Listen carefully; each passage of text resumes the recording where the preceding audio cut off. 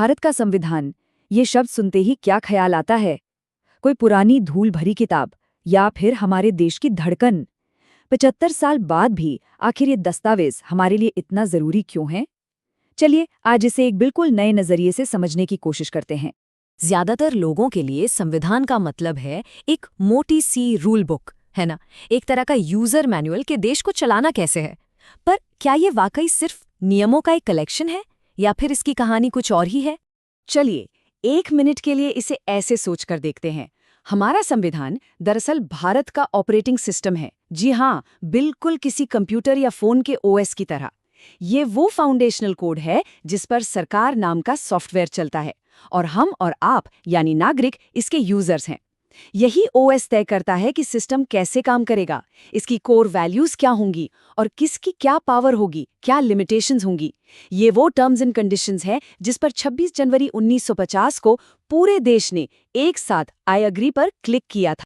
तो सवाल उठता है कि भाई ये इतना जबरदस्त और इतना जरूरी ओएस, ये कोड आखिर लिखा कैसे गया? इसे बनाने वालों की कहानी भी इसकी तरह ही दिलचस्प है। और इस कहानी की सबसे हैरान करने वाली बात है हमारे नेताओं की दूरदृष्टि। सोचिए जरा, वो दौर कैसा होगा। देश को अभी आज़ादी मिली भी नहीं थी, चारों तरफ बंटवारे की आग लगी हुई थी, भविष्य का कुछ पता नहीं था। और उस भयानक तूफान के बीच हमारे लीडर्स आने वाले भारत के लिए ये कोड लिख रहे थे। ये कमाल की दूरदर्शिता थी। ये तारीखें तो बस माइलस्टोन्स हैं।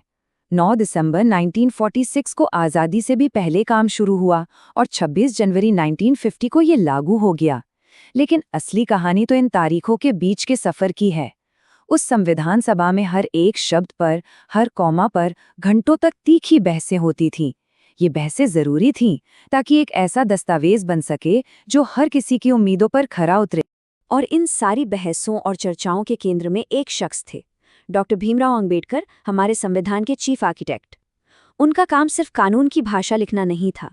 ड्राफ्टिंग कमेटी के चेयरमैन के तौर पर उनका असली चैलेंज था अलग अलग विचारधाराओं, गांधीवादी, समाजवादी, दक्षिणपंथी, इन सब के बीच एक आम सहमति बनाना। ये सिर्फ राइटिंग का काम नहीं था, ये नेशन बिल्डिंग का एक बहुत बड़ा काम था।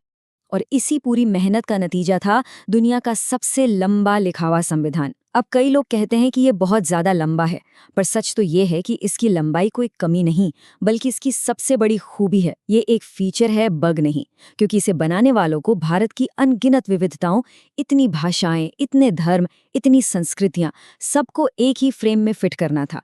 इसलिए इसका बड़ा होना एक तरह की गारंटी थी कि इस नए देश में किसी की भी आवाज़ दबेगी नहीं। तो चलिए अब इस विशाल ऑपरेटिंग सिस्टम के जरा अंदर चलते हैं और इसके कुछ सबसे ज़रूरी फीचर्स को समझते हैं, जो खास तौर पर हम जैसे यूजर्स यानी नागरिकों के लिए बनाए गए हैं। सबसे पहले बात करते हैं प्रस्तावना की, यानी प्रीएम्बल की।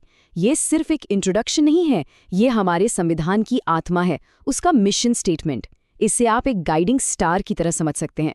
जब भी कभी किसी कानून को लेकर कंफ्यूजन होता है तो हमारी अदालतें इसी प्रस्तावना की रोशनी में रास्ता खोजती हैं कि हमारे संविधान निर्माताओं का असली मकसद क्या था। अब आते हैं इसके सबसे पावरफुल फीचर पर, मौलिक अधिकार यानी फंडामेंटल राइट्स। ये वो गारंटी हैं जो देश अपने हर नागरिक को देता है और जिन्हें सरकार भी नहीं छीन सकती। एक तरह से ये सरकार पर एक नेगेटिव ऑब्लिगेशन है। मतलब ये सरकार को बताती है कि वो नागरिकों के साथ क्या क्या नहीं कर सकती।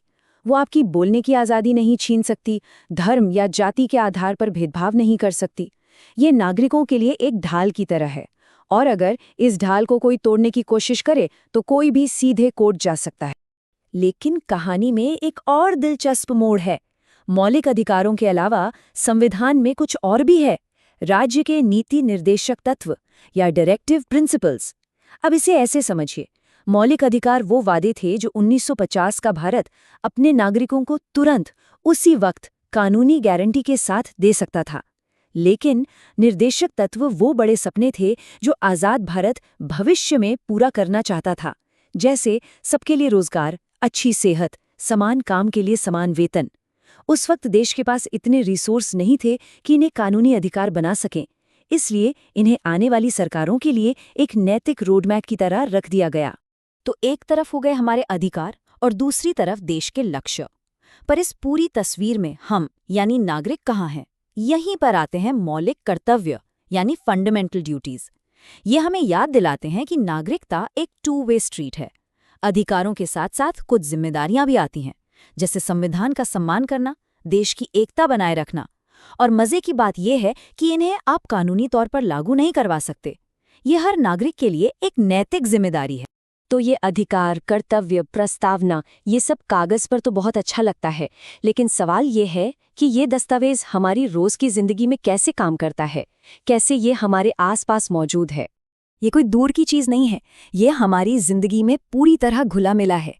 जब कोई चुनाव में जाकर वोट डालता है, जब कोई सरकार की किसी पॉलिसी के खिलाफ शांति से प्रदर्शन करता है, या इंसाफ के लिए कोर्ट का दरवाजा खटखटाता है, इन सबकी जड़ें हमारे संविधान में हैं। यहाँ तक कि जब कोई ट्रैफिक लाइट पर रुकता है तो वो कानून के शासन का सम्मान कर रहा होता है। और जब एक महिला संपत्ति में बराबरी का हक मांगती है तो वो उसी ताकत का इस्तेमाल कर रही होती है जो उसे संविधान ने दी है। और आखिर में संविधान सिर्फ कानूनों का एक सेट नहीं है, ये वो धागा है जो पूरे भारत को एक साथ जोड़ता है। जरा सोचिए, इतनी भाषाएं, इतने धर्म, इतने अलग अलग तरह के लोग, हम में कितना कुछ अलग है। तो फिर वो कौन सी एक चीज है जो हम सबको भारतीय बनाती है?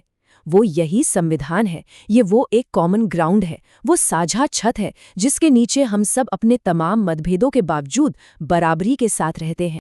तो हमने संविधान के स्ट्रक्चर को समझा, उसके आदर्शों को जाना, लेकिन ये सारी बातें हमें एक आखिरी और शायद सबसे जरूरी सवाल पर लाकर खड़ा करती हैं। एक तरफ हमारे अधिकार हैं और दूसरी तरफ हमारे कर्तव्य। तो सवाल ये उठता है कि भारत जैसे विशाल और विविध देश में इन दोनों के बीच का ये नाजुक संतुलन कैसे बना रहता है? मेरे अधिकार कहाँ खत्म होते हैं और किसी दूसरे के प्रति मेरा कर्तव्य कहाँ से शुरू होता है? ये एक ऐसा गहरा सवाल है जिसका जवाब शायद संविधान की किताबों में नहीं, बल्कि हम सबके रोज के व्यवहार में, हमारे समाज में ही छिपा है।